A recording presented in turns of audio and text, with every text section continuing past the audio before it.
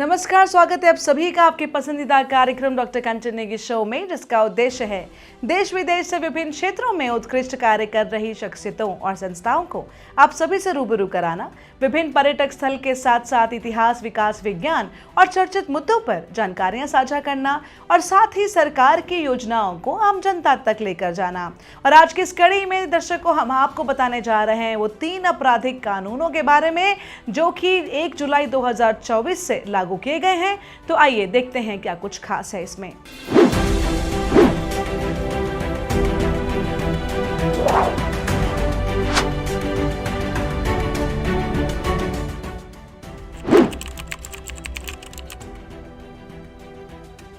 दर्शकों, 3 आपराधिक कानून, जी हां, भारतीय न्याय संहिता, भारतीय नागरिक सुरक्षा संहिता और भारतीय साक्ष्य संहिता 1 जुलाई यानी सोमवार से देश में लागू हो गए हैं। इस विधेयक को बीते साल संसद के दोनों सदनों में ध्वनिमत से पारित किया गया था। इस विधेयक को दोनों सदनों से पास करते समय सिर्फ 5 घंटे की बहस की गई थी और ये वो समय था जब संसद से विपक्ष के 140 से अधिक सांसद निलंबित कर दिए गए थे।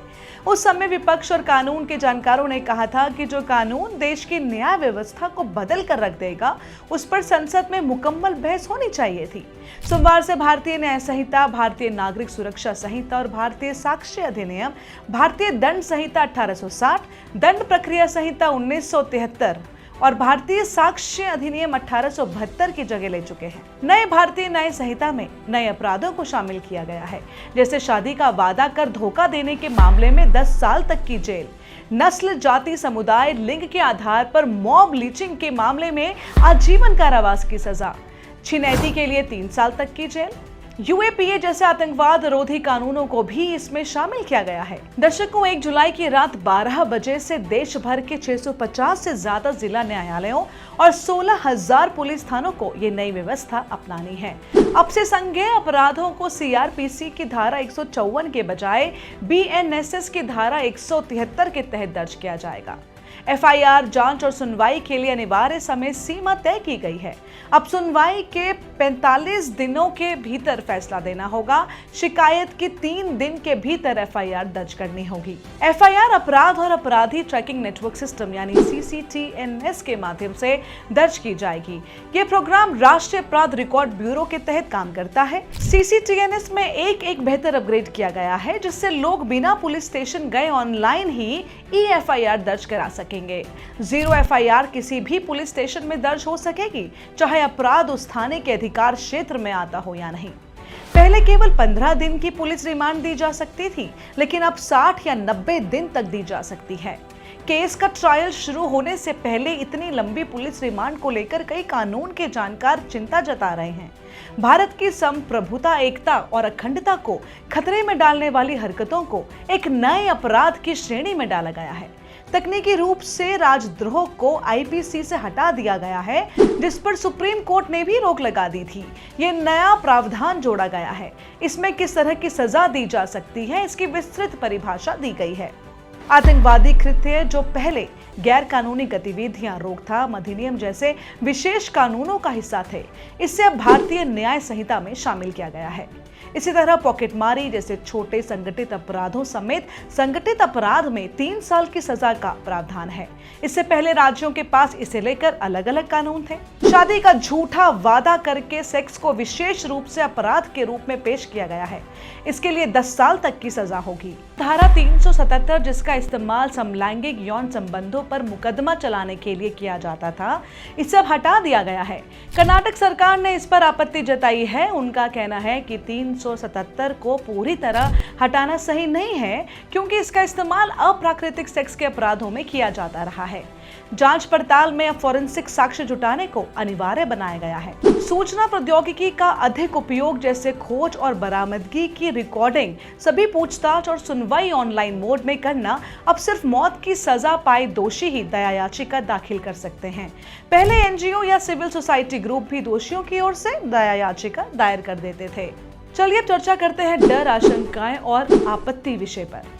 कानूनों को लागू किए जाने से एक सप्ताह पहले विपक्ष शासित राज्यों के 2 मुख्यमंत्रियों पश्चिम बंगाल की मुख्यमंत्री ममता बनर्जी और तमिलनाडु के एम.के. स्टालिन ने केंद्रीय गृह मंत्री अमित शाह को पत्र लिखकर कानूनों को लागू न करने की मांग की थी। तमिलनाडु और कर्नाटक ने इस कानून के नाम पर भी आपत्ति जताई थी कि कर्नाटक और तमिलनाडु का कहना था कि संविधान के अनुच्छेद 348 में कहा गया है कि संसद में पेश किए जाने वाले कानून अंग्रेजी में होने चाहिए।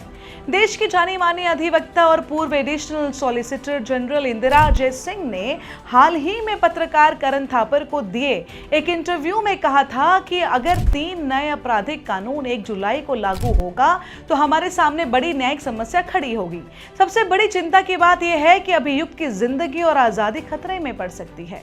इंदिरा जयसिंह ने कानून मंत्री के साथ साथ देश के सभी प्रमुख विपक्षी नेताओं से सार्वजनिक रूप से अपील की है कि वो तीनों आपराधिक कानूनों पर तब तक रोक लगा दें जब तक कि उन पर और चर्चा नहीं हो सकती।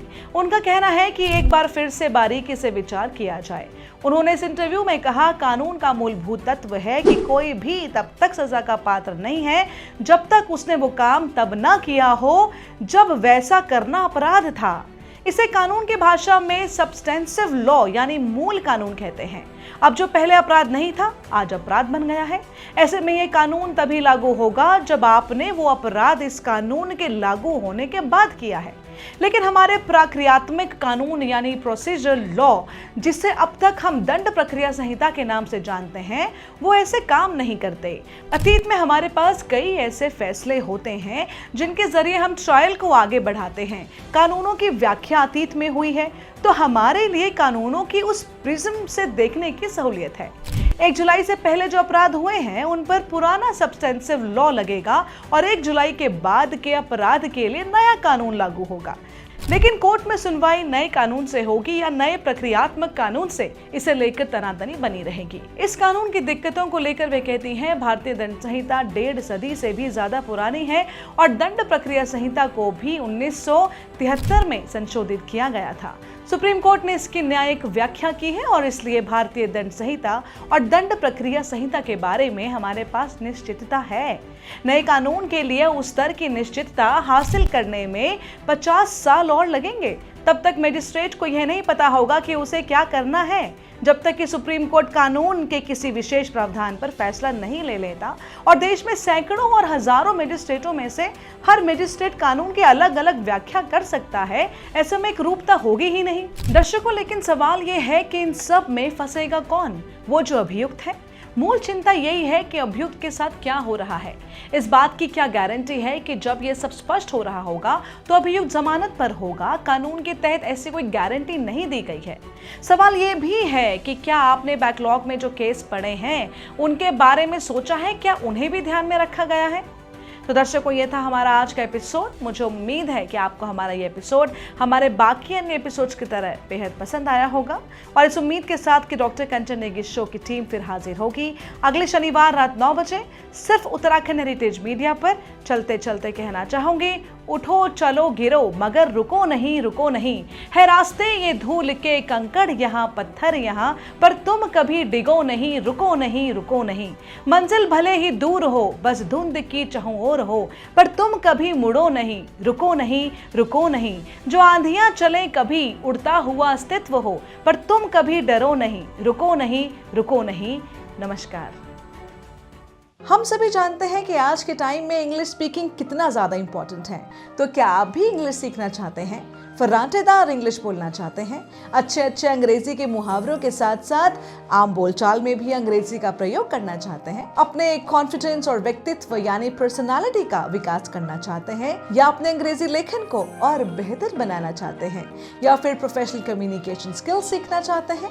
आप स्कूल, कॉलेज या कॉम्पिटिटिव एग्जामिनेशंस के लिए इंटरव्यू स्किल्स और ग्रुप डिस्कशंस में पारंगत होना चाहते हैं? तो चाहे आप विद्यार्थी हैं, वर्किंग प्रोफेशनल या house maker, we are here to make your communication skills way better. Summer batch के लिए संपर्क करें doctor Kanchan Negi, founder ebullient English international institute, Dehradun. ये हम सभी जानते हैं कि आज का समय बेहद ही कॉम्पिटिटिव है। प्रतिस्पर्धा से भरा है। इसीलिए हर अभिभावक चाहते हैं कि स्कूल के बाद भी उनके बच्चों को सही मार्गदर्शन मिल सके, स्कूल सब्जेक्ट्स के बारे में विस्तृत से जानकारी मिल सके, उनकी नॉलेज और इनहांस हो जाए और वे अपनी क्लास में सबसे अच्छा स्कोर करें। लेकिन दिक्कत तब आती है जब बच्चा पढ़ाने वाला नहीं मिलता, दूर दूर जाना पड़ता है बच्चों को, जिसकी वजह से बच्चों का आधा समय आने जाने में ही वेस्ट हो जाता है। नतीजन बच्चा थक जाता है और कंसंट्रेशन से नहीं पढ़ पाता। इसीलिए हम लेकर आए हैं आपकी समस्याओं का एक समाधान, यानी doctor Kanchan's ABS coaching hub for all classes, boards and subjects, all under one roof, जहां सभी सब्जेक्ट्स के एक्सपर्ट्स और डेडिकेटेड टीचर्स संवारेंगे आपके बच्चों का कल और बनाएंगे उन्हें सफल। Because success starts here.